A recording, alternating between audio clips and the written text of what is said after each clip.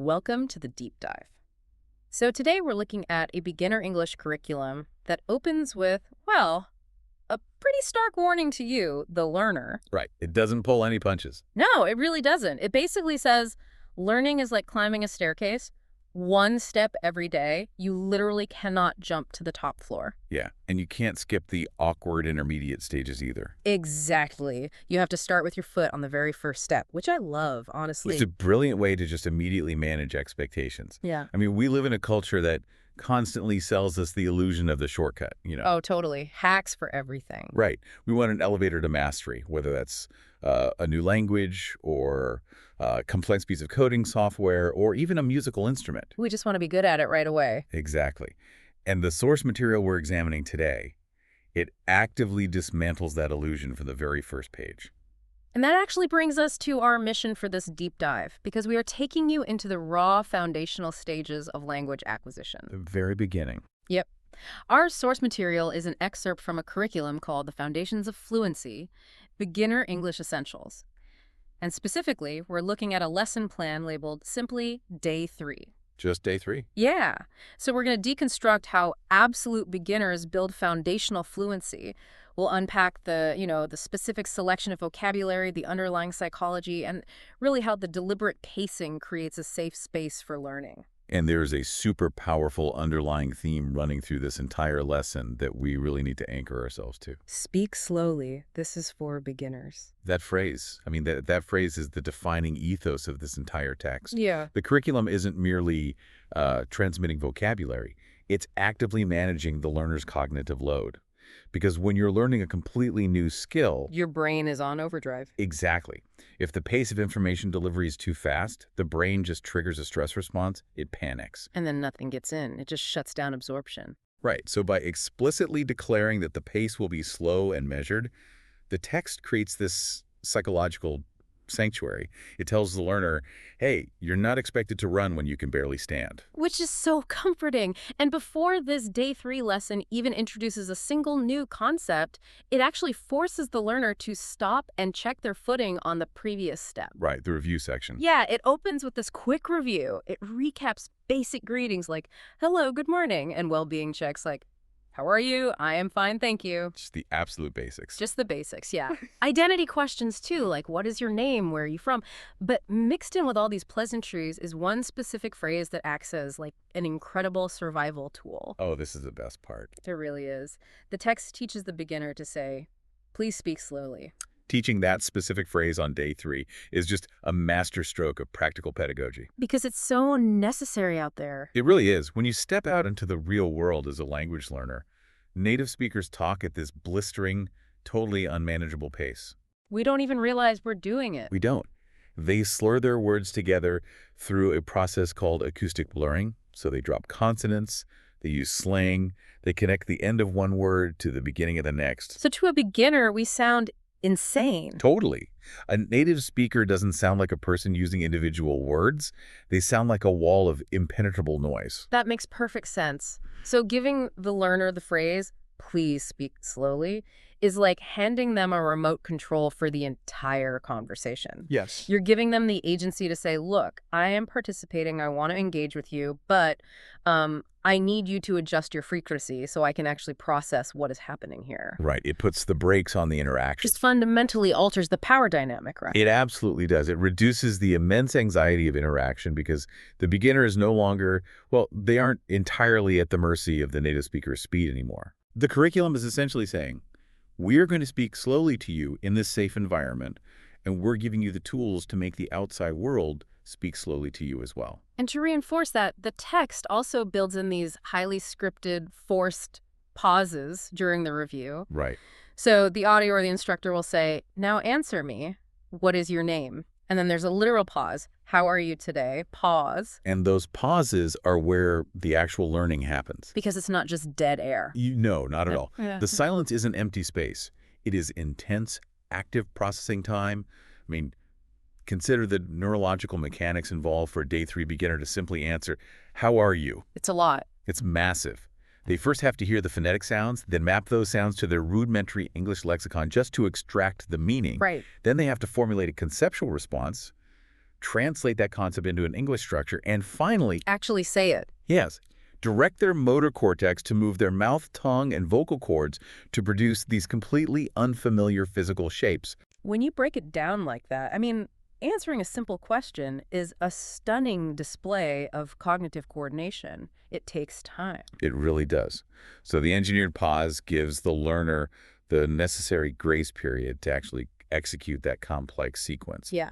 Furthermore, when the learner fills that quiet space with a successful answer, it serves as undeniable proof of their own capability. Oh, that's huge. Before they even tackle the new material for the day, they've proven to themselves that they already possess functional communication skills. Hmm. They've successfully defended their spot on the staircase. And once that conversational footing is completely secure, the curriculum transitions into new territory. Right. It introduces the most universal frameworks we use to navigate human existence, which are counting and time. So it covers the numbers 0 through 10, the days of the week, and the months of the year. So we're moving from the social mechanics of greetings into basically the structural architecture of reality. Yeah, think about what it means to give someone the coordinates to their life. If you, as a learner, can't utilize numbers, days, and months, you are entirely unanchored in time. You're floating. Exactly. You can't make a plan for the future, you can't explain an event in your past, and you really can't describe your current reality. Being able to say, I go to school on Monday, or Sunday is my holiday, or my birthday is in May. Right. These are the invisible beams that hold up a normal human life. And a poorly designed curriculum would present these words as abstract lists just to be memorized by rote repetition. Like Monday, Tuesday, Wednesday, Thursday. Exactly. Which is how many of us were taught in high school language classes, and honestly, it is highly ineffective. Oh, for sure. But this source material avoids that trap by immediately pairing these new abstract concepts with practical, grounding sentences. The learner doesn't just chant 1, 2, 3. Right. They're immediately forced to apply the concept, like, I have one book, there are 3 apples, there are 5 students. So it bridges that gap from the theoretical to the tangible almost instantly. Yes. And it applies the exact same strategy to the months of the year. It completely avoids the rote chant of January, February, March. Thank goodness. Right.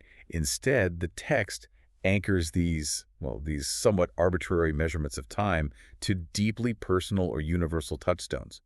So it provides sentences like, Christmas is in December, the year begins in January, and my birthday is in May. That is so smart because that prevents the brain from just holding onto the word December while it basically floats in a void. Exactly. It hooks December onto the feeling of winter or a specific holiday or a vivid visual memory. It's leveraging episodic memory. The more associations and sensory connections you build around a new piece of information, the harder it is for the brain to discard it. It sticks better. Yeah. By tying abstract time concepts to the coordinates of lived experience, the curriculum ensures the vocabulary actually embeds itself in the learner's mind. Okay, so we've anchored the learner in time, we've established when things are happening and how many things there are. Yeah. The source material then pivots to ground the learner in the here and now by defining their immediate physical surroundings. It moves into basic colors and daily vocabulary. And the deliberate sequence here is so crucial. The curriculum guides the learner from the conceptual realms of time and numbers directly into the highly visual, undeniably physical world. Yeah, the lesson introduces basic colors, red, blue, green, yellow, black, white, and pairs them with absolute universal truths. Right. The sky is blue, the sun is yellow, the grass is green. It completely bypasses any need for complex explanation because the visual evidence is outside every single window. It's self-evident. Exactly. But then we get to the daily vocabulary, and the selected words are incredibly basic. House, room, chair, table, door, window, fan, clock, phone. Very grounded. And this is followed by basic sustenance like water, food, milk, rice, bread, and simple relationships like family, friend, teacher, student. Right. But I have a question about this. Why focus on these incredibly concrete, somewhat mundane nouns? Like, if I'm learning a language, wouldn't I want to learn exciting action verbs like running, exploring, or creating? It's a fair question, but beginner fluency does not rely on expressing complex actions or nuanced philosophical thoughts. Right. It relies entirely on labeling the tangible, touchable world around you. This is essentially Maslow's hierarchy of needs applied to language acquisition. Oh, wow. That's a great way to put it. Yeah, when you're a vulnerable beginner in a new environment, your immediate goal is survival and basic navigation. You're building the underlying operating system. So you need the operating system to understand your physical barriers, like a door or a window, and your basic needs, like water or rice, before you can install the advanced applications of, complex conversation. Exactly. You need to know how to locate a chair or ask for water long before you need to debate politics. Makes sense. And to reinforce this operating system, the text employs this fascinating psychological tactic right after teaching the colors. It prompts the learner with a direct instruction. Oh, I loved this part. Right. It says, look around your room. Can you find something blue? Pause. Can you find something red? Pause. That was genuinely one of the most striking moments in the material for me. It pulls you completely out of the abstract space of the page or the audio track, and it forces you to physically interact with your own reality. It relies on the concept of embodied cognition. It turns the learner's own living space into an interactive, immersive classroom. Right. The learner isn't just internalizing the word blue in theory. They are scanning their environment. They're locating their actual blue coffee mug or their blue bed sheets Right. and tagging that physical, familiar object with a brand new sound. It weaves the external curriculum seamlessly into the internal, personal reality of the learner, which is beautiful. There really is. And this perfectly sets up the next major architectural shift in the lesson. Up until now, the learner's experience has been largely receptive. Yeah. Mostly passive. You're absorbing labels, you're listening to audio, you're repeating when prompted. But it is one thing to passively absorb a label. It is another entirely to produce the language yourself from scratch. Right. The text purposefully shifts from listening to performing. It moves into active speaking practice and introduces homework. The scaffolding is slowly being removed here.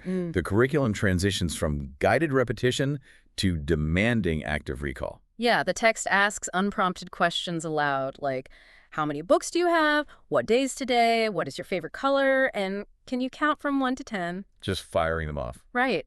And it leaves a pregnant pause, waiting for the learner to formulate and deliver the answer entirely on their own. Right. But the part that requires serious examination is the specific instruction in the homework section. Oh, the mirror. Yes, it outlines the tasks, count to 10, name the days, the months, the colors, and practice I statements like, I drink water and I am learning English every day. Standard stuff. Right. But then it gives a command. Practice in front of a mirror. Speak loudly and clearly. It is a highly demanding directive for a beginner. Wait, I have to challenge this, though. Standing in front of a mirror and talking to yourself feels incredibly awkward and, frankly, counterproductive. Okay, why? Because if I'm a beginner, I am already deeply self-conscious. I feel like an imposter.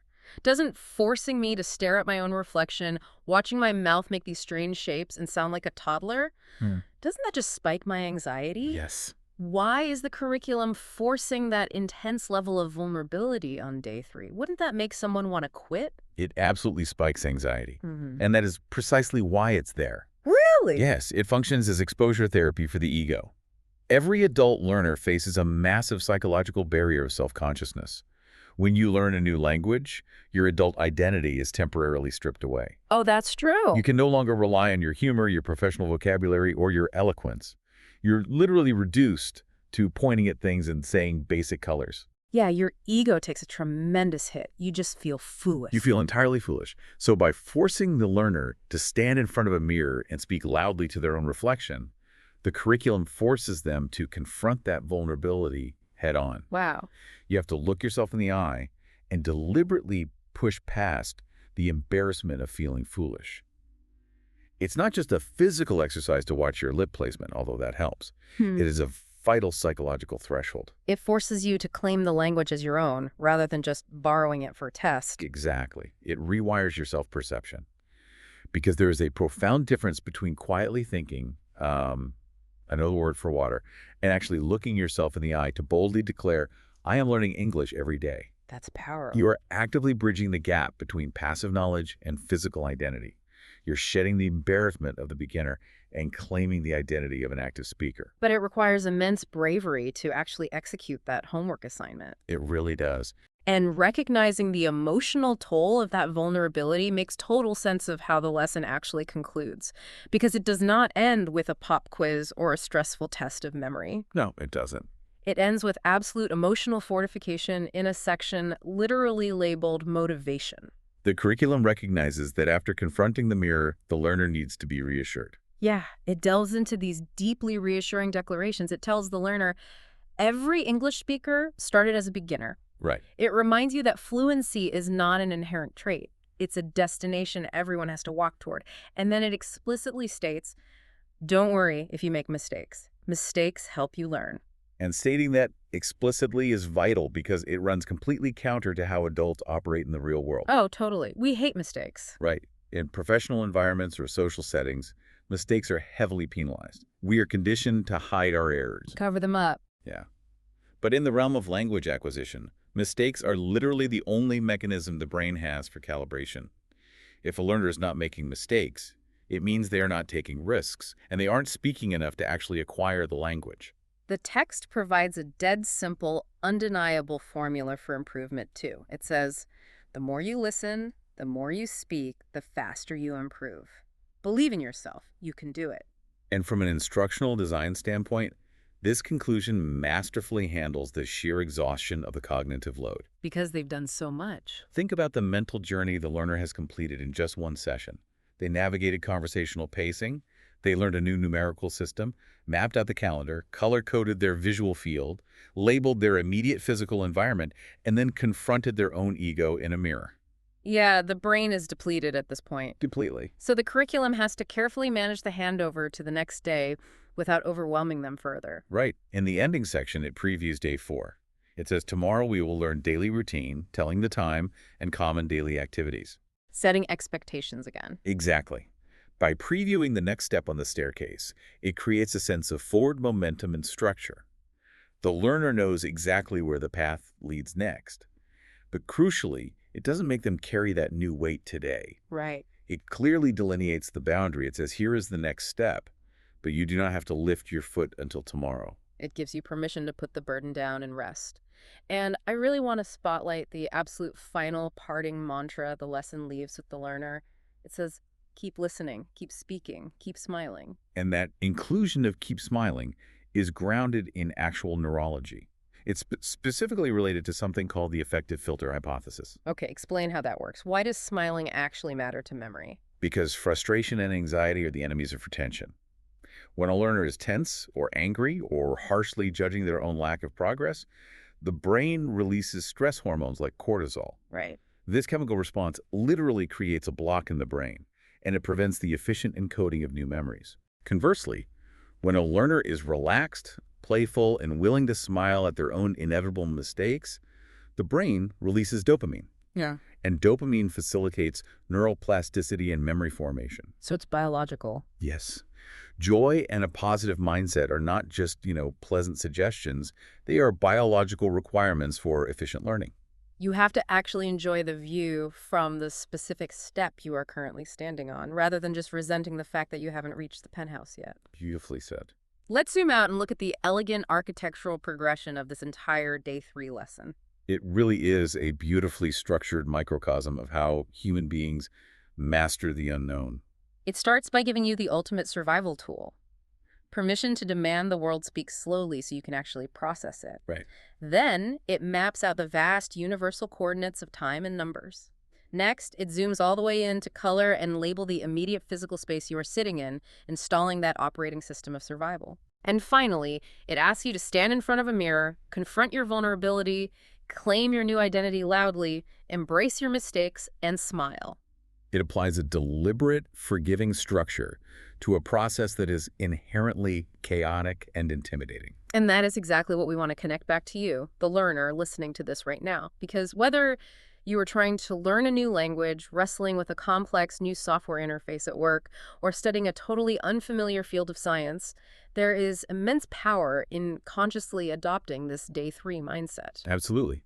We all need to embrace the reality of the staircase. We have to respect the slow, deliberate pace of being a beginner. You have to focus on mastering the concrete, tangible building blocks before you try to execute complex strategies. Yeah, you have to demand that the information speaks slowly to you while you figure out the mechanics. And above all, you have to allow yourself to make errors without letting the frustration block your ability to learn. Because if we can apply that framework to any learning curve, the anxiety plummets and actual comprehension takes over. So we are going to leave you with a final thought to ponder today. Something to mull over as you navigate your own highly fluent, automatic daily routine. We've spent this time analyzing how learning a new language is like climbing a staircase, intentionally building up a new reality step by step. Right. But consider what happens to our perception when we intentionally step off the comfortable staircase of our native tongue. Oh, that's interesting. It forces a complete reset of how we process our surroundings. Think about it. When you are forced to revert to the raw, unfiltered, simplistic vocabulary of an absolute beginner, when you have to intentionally stop and notice a blue sky, or consciously register a closed door, Yeah. or deliberately observe a simple glass of water because you are desperately trying to attach a brand new sound to it, does that beginner's mind actually force us to see the everyday world more vividly than we do in our fluent, automatic lives? It makes sense. By struggling to name the mundane world all over again, we might actually be truly seeing it for the first time in years. Something to think about the next time you look at a blue sky or open a door. Thanks for taking this deep dive with us. We'll catch you on the next one.